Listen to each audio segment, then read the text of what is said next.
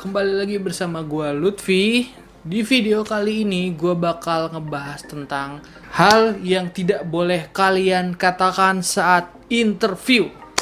Nah, jadi kalian misalnya mau mau interview atau misalnya bakal interview, terus hal-hal ini tuh yang nggak boleh lo omongin pas interview nanti. Soalnya ini artinya kalau lo omongin hal-hal ini bakal bisa bumerang buat lo, dan mungkin malah gara-gara lu ngomong ini lu bisa nggak diterima.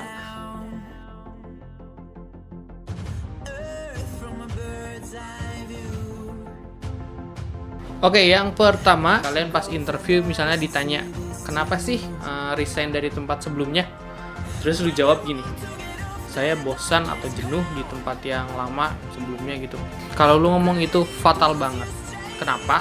Karena itu nunjukin kalau lu tuh orangnya cepet jenuh, cepet bosen, nggak punya motivasi. Istilahnya recruiter tuh jadi malas buat nerima lu gitu. Karena lu ngomong gitu aja udah nandain kalau lu cepet bosen orangnya. Dan pasti dia bakal ngebalikin omongannya kayak gini, oh kamu cepet bosen ya, kalau gitu nanti kalau kamu diterima bisa aja cepet bosen dong, terus akhirnya keluar resign gitu. Saran gua jangan sampai ngomong kalimat itu, sorry. Karena kalimat itu bumerang dan fatal banget. Jadi kalau lu udah nonton video gue yakin lu nggak bakal ngomongin hal sebodoh itu gitu.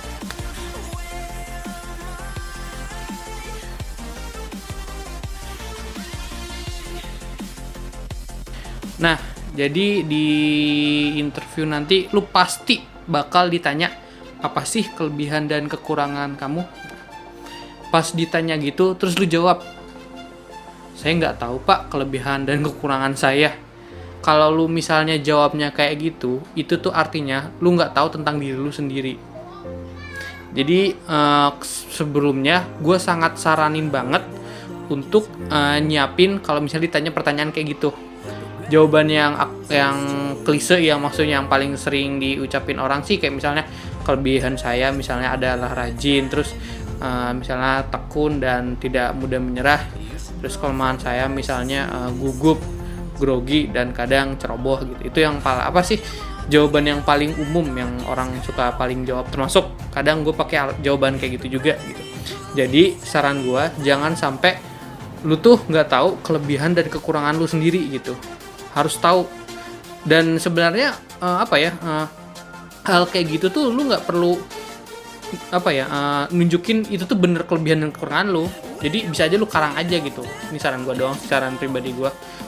Tapi lebih bagus lagi kalau lu tuh sesungguhnya tahu apa kelebihan sama kekurangan lu gitu. Itu kalau menurut gue ya. Kalau misalnya lu nggak tahu, maksudnya kurang mawas diri, kurang tahu gimana diri lu itu, lu ngekarang aja nggak apa-apa kelebihan dan kekurangan gitu. Nggak apa-apa sih kalau menurut gue. Karena kita tuh sebenarnya manusia pasti punya kelebihan dan kekurangan intinya kan gitu. Jadi saran gue, lu harus tahu apa kelebihan dan kekurangan lu. Selanjutnya itu misalnya lu ngelamar terus ditanya pengalaman kamu apa aja sih gitu. Nah, pas terus lu jawab pengalamannya, saya nggak punya pengalaman sama sekali pak, jadi saya nol banget gitu. Jangan pernah ngucapin kalimat itu. Kenapa? Karena lu kalau ngucapin hal itu tuh jadi lu nggak punya nilai jual gitu istilahnya. Jadi istilahnya kayak lu nggak punya pengalaman dan lu nggak bisa ngejelasin lu ngapain aja misalnya selama lu di sekolah atau di kampus gitu. Yang bisa lu jawab, yang maksudnya yang minimal adalah misalnya yang katakanlah kalau lu udah pengalaman mungkin lebih gampang ya lu jelasin sebelumnya kerjanya ngapain aja kayak gitu ya. Tapi sulitnya mungkin yang fresh graduate nih, yang baru lulus, gimana ya gue ngejawabnya ya, maksudnya gue ngejawab yang belum punya pengalaman sama sekali gitu. Nah, kalau misalnya gitu, lu bisa jawab dari misalnya gini, saya waktu itu, gue yakin lu entah kuliah, entah mungkin SMK, lu pasti pernah punya magang lah, itu yakin lah gue pasti ada di program kampus lu itu magang. Nah, magang itu bisa lu jadiin sebagai dasar kurang lebih pengalaman kerja lu gitu.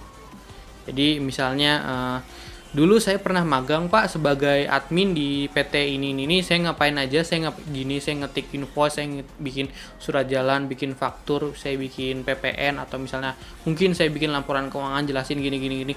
Nah, tambahan lagi, kalau misalnya lu baru lulus, lu bisa jelasin pengalaman organisasi. Nah, pengalaman organisasi istilahnya saya dulu menjabat sebagai ketua ini, saya ngehandle beberapa event.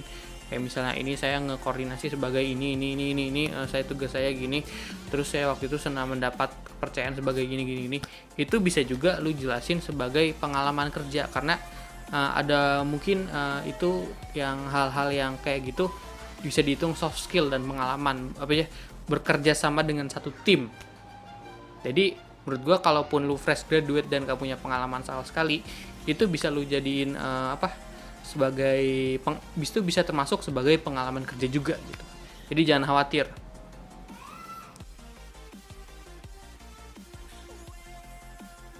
Nah, poin yang terakhir yang menurut gue ini benar-benar benar-benar fatal banget, dan ada juga beberapa orang yang jawabnya kayak gini. Jadi pas di interview lu ditanya kayak gini, kamu paham nggak dengan job desk pekerjaan yang kamu lamar itu apa gitu. Nah, dijawab kayak gini, wah saya kurang tahu Pak, saya di sini cuma ngelamar doang, cuma lihat ada lowongan terus saya iseng aja ngelamar gitu. Aduh, jangan sampai lu ngomong kayak gitu. Kenapa? Karena pas lu ngomong gitu, istilahnya lu tuh nggak paham ngapain ngelamar itu, tau nggak? Makanya saran gua, sebelum lu ngelamar, lu cari tahu tentang job desk itu, tentang jabatannya apa, sebagai apa. Kayak misalnya lu googling aja, misalnya lu ngelamar sebagai apalah, misalnya marketing tuh ngapain, atau misalnya sebagai accounting tuh ngapain aja. Istilahnya lu bener-bener riset mendalam tentang pekerjaan itu gitu. Nah, terus nanti kalau misalnya lu kurang paham, baru boleh nanya gitu. Jadi misalnya, oke Pak, saya paham tentang job desk yang setahu saya kan sebagai jabatan A itu biasanya gini nih. Kalau di perusahaan ini biasanya kayak gimana ya Pak ya? Nah, di situ jadi pas lu di situ berarti seenggaknya recruiter tuh atau HRD tuh paham, paling enggak lu tau lah maksudnya lu bakal ngapain aja gitu. Jadi istilahnya dia pun nggak ragu maksudnya buat milih lu, karena lu sendiri udah tahu lu mau ngelamar jadi apa gitu. Jadi saran gua, sebelum lu ngelamar, lu cari tahu dulu tentang pekerjaan sebagai apa gitu loh. Itu juga penting, dan lu harus tahu kira-kira job desk umumnya tuh kayak misalnya job desk ini tuh biasanya ngapain aja sih kayak gitu. Itu menurut gue yang paling penting gitu. Oke, sekian video dari gue. Mungkin kalau kalian ada pertanyaan atau punya ide buat bikin yang lain, boleh kasih tahu gue di komen di bawah ini. Jangan lupa like, share, dan subscribe ya. Dan tetap terus ikuti protokol kesehatan di pandemi COVID-19 ini. Semoga lu semua yang lagi ngelamar atau cari kerja keterima. Oke? Dadah.